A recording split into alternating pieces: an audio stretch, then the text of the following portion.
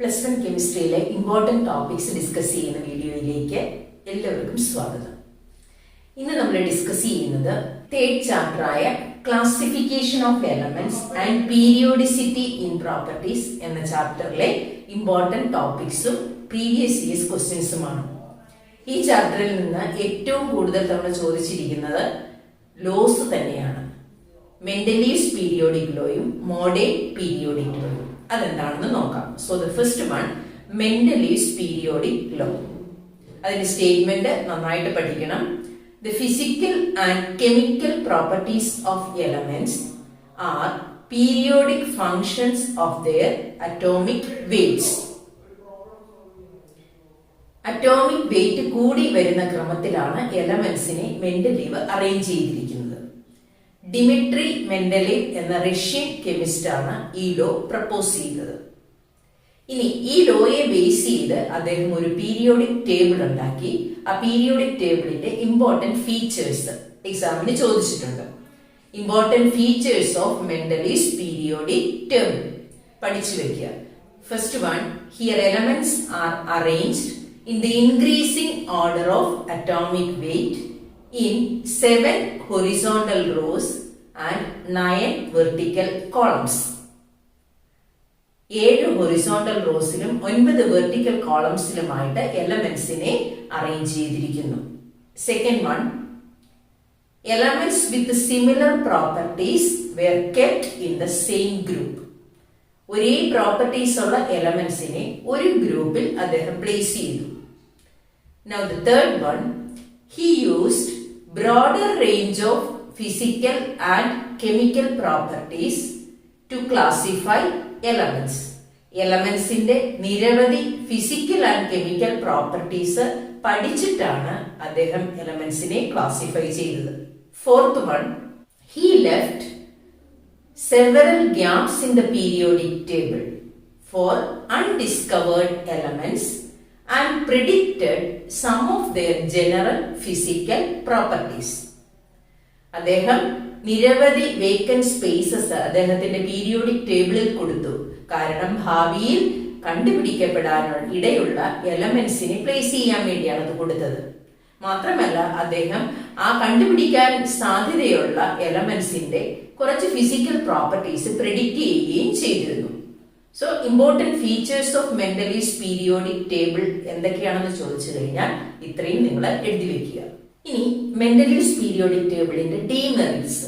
ഒന്ന്, he ignored the order of atomic weight, thinking that atomic measurements might be incorrect, and he grouped or he placed elements with similar properties in a group.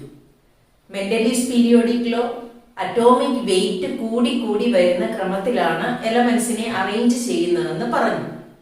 പക്ഷേ ചില സമയങ്ങളിലെങ്കിലും അദ്ദേഹം ആ order, atomic വെയിറ്റിന്റെ order അദ്ദേഹം അവഗണിച്ചു.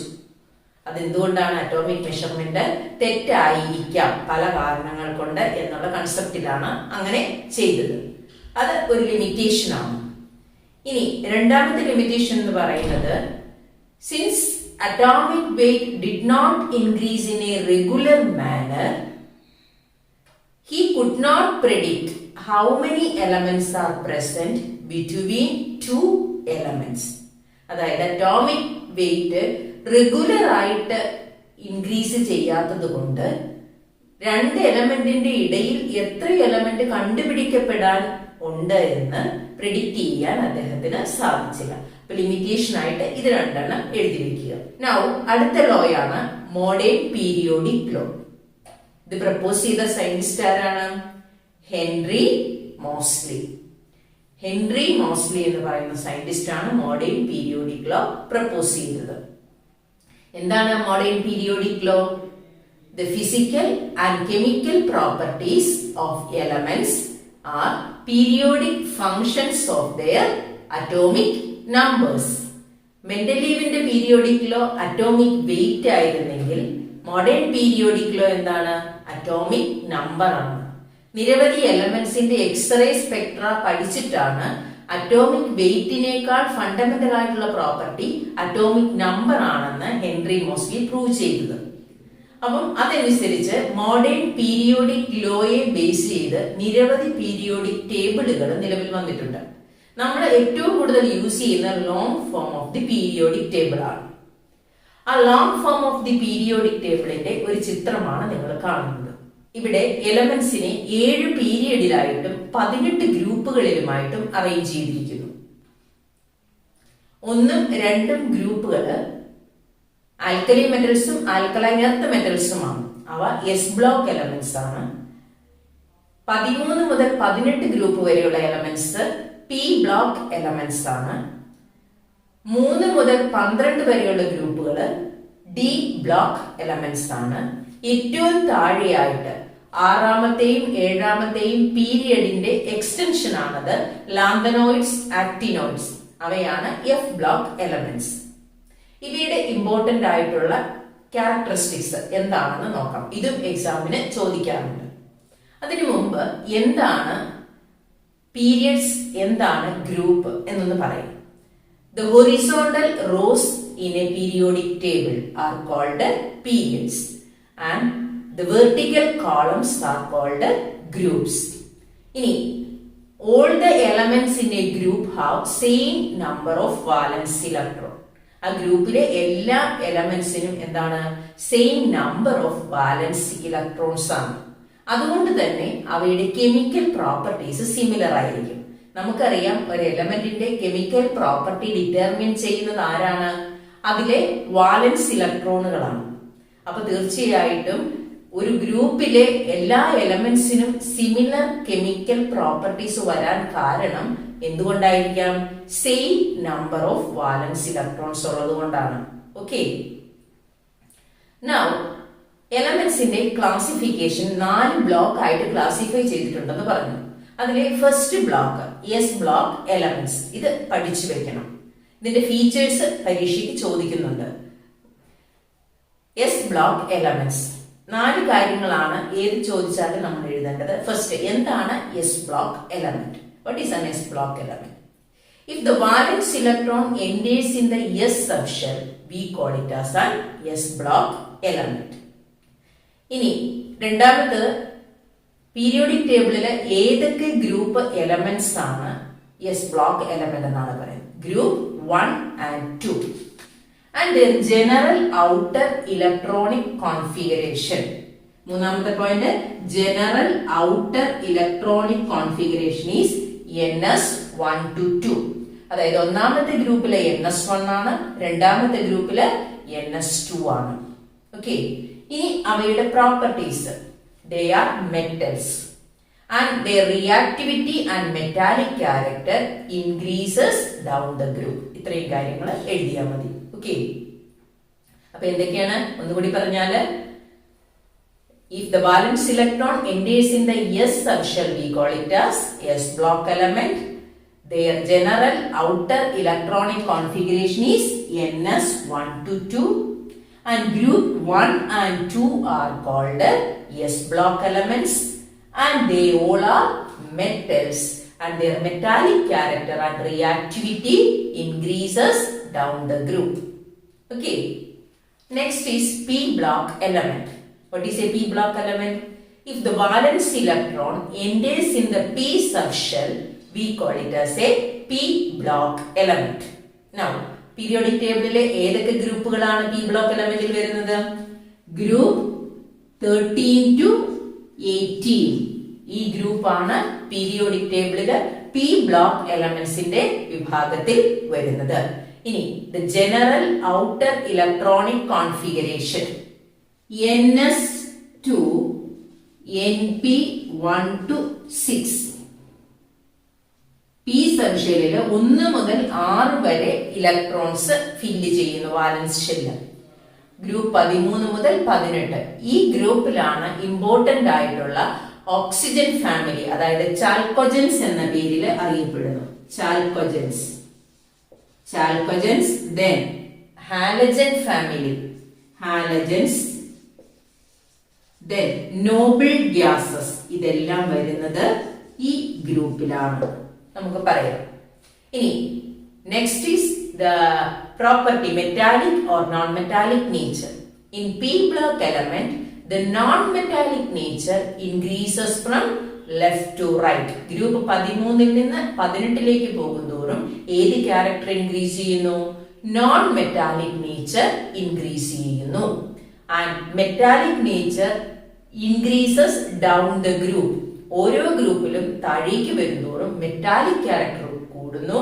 പക്ഷേ ലെഫ്റ്റിൽ നിന്ന് റൈറ്റിലോട്ട് പോകുന്തോറും നോൺ മെറ്റാലിക് നേച്ചർ ഇൻക്രീസ് ചെയ്യുന്നു. Okay, now these S and P block elements together called representative elements. എന്താണ്? representative elements പഠിച്ചു വെക്കണം. ഓക്കെ, അടുത്ത എന്താണ് D block element? If the valence electron enters in the D subshell, we call it as D block element. Periodic table group 3 to 12 ഏതൊക്കെയാണ്? Group 3 to 12 elements ആണ്. ഈ group elements ആണ് d block element എന്ന് പറയുന്നത്.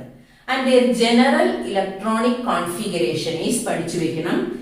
n-1 d 1 to 10 ns 0 to 1. ഇതാണ് general electronic configuration. പരീക്ഷയ്ക്ക് ചോദിച്ചിട്ടുണ്ട്. n-1 d 1 to 10 ns 0 to 1. n-1 എന്ന് ഇവിടെ പറയാൻ കാരണം നമ്മൾ പഠിച്ചിട്ടുണ്ട്. ഫോർ എക്സാമ്പിൾ ക്രോമിയത്തിന്റെ അറ്റോമിക് നമ്പർ 24 ആണ്, നിങ്ങൾ പഠിച്ചിട്ടുള്ളതാണ്. ഇതിന്റെ ഇലക്ട്രോണിക് കോൺഫിഗറേഷൻ എഴുതുമ്പോൾ 1s2 2s2 2p6 3s2 3p6 4s1 3d5 എന്നാണ് എഴുതുന്നത്. അപ്പൊ നോക്കിയേ, വാലൻസ് ഷെൽ എന്ന് പറയുന്നത് 4 ആണ്, പക്ഷെ അതിന്റെ ഡി സബ് ഷെൽ എന്ന് പറയുന്നത് 4-1 ആണ്. അതുകൊണ്ടാണ് ഇവിടെ ഡി സബ് ഷെല്ലും എപ്പോഴും n-1 എന്ന് എഴുതുന്നത്. ഓക്കെ, ഇനി എന്താണ് ഇവയുടെ properties? They all are metals and they form colored ions. They show variable oxidation state. പല ഓക്സിഡേഷൻ സ്റ്റേറ്റ് അത് കാണിക്കുന്നുണ്ട്. For example iron Fe2+, Fe3+ മുതലായ സ്റ്റേറ്റിൽ കാണപ്പെടുന്നു. അതുപോലെ കോപ്പർ ഒരു ഡി ബ്ലോക്ക് എലമെന്റ് ആണ്. Cu2+, Cu+, അങ്ങനെ നിരവധി വേരിയസ് ഓക്സിഡേഷൻ സ്റ്റേറ്റിൽ ഈ എലമെന്റ്സ് കാണപ്പെടുന്നു. And also they act as catalyst ആയിട്ടും ഇവ ആക്ട് ചെയ്യുന്നുണ്ട്. For example nickel, palladium, platinum ഇവ കാറ്റലിസ്റ്റ് ആയിട്ട് ഉപയോഗിക്കുന്നു. അവ ഡി ബ്ലോക്ക് എലമെന്റ്സ് ആണ്. And they show paramagnetism. ഇങ്ങനെയുള്ള ഈ 3-4 പ്രോപ്പർട്ടീസ് നമ്മൾ പഠിച്ചു വെക്കുക, അത് എഴുതുക. Okay, these d block elements are also called transition elements. എന്തുകൊണ്ടാണ് ഇവയെ ട്രാൻസിഷൻ എലമെന്റ്സ് എന്ന് വിളിക്കുന്നത്? Because they are placed between highly reactive s block element and less reactive P block element. ഇവയുടെ രണ്ടിന്റെയും ഇടയിലാണ് ആരെ പ്ലേസ് ചെയ്തിരിക്കുന്നത്? ഡി ബ്ലോക്ക് എലമെന്റിനെ പ്ലേസ് ചെയ്തിരിക്കുന്നുണ്ട്. അതുകൊണ്ട് ഇവയെ എന്തെന്ന് വിളിക്കുന്നു? ട്രാൻസിഷൻ. ഹൈലി റിയാക്റ്റീവിൽ നിന്ന് ലെസ് റിയാക്റ്റീവിലേക്ക്. അപ്പം അതുകൊണ്ട് ഇവയെ നമ്മൾ എന്തെന്ന് വിളിക്കുന്നു? ട്രാൻസിഷൻ എലമെന്റ് എന്ന് വിളിക്കുന്നു. Okay, next is F block element. What is an F block element? If the valence electron enters in the F subshell, we call it as an F block element.